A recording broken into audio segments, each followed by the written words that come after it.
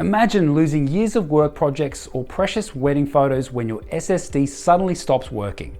Hey, it's Mike back at Payam Data Recovery with a case study about Simon from Adelaide and his failed SanDisk SSD Plus.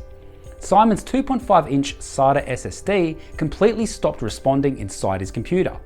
Unlike hard drives that give warning signs, SSDs fail suddenly without notice, like an old light bulb that just dies. When the technician tested it, the drive was stuck in a constant busy state, indicating NAND flash memory degradation. After opening the SSD, they found it used a silicon motion controller.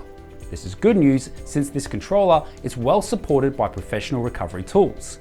Payam has an 85% success rate with failed SSDs just like this. The technician used advanced techniques, shorting specific bridge channels to bypass corrupted firmware. Using specialized PC3000 equipment, they uploaded a new loader directly to the controller, essentially bypassing the damaged firmware, preventing normal function. The final step involved recreating the translator component that helps the controller communicate with NAND flash memory chips.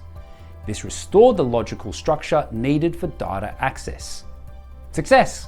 All 110 gigabytes of Simon's irreplaceable family videos and photos and all his work documents and emails were recovered in just 2 business days. SSD recovery typically costs between $375 to $2,000 Australian dollars depending on complexity.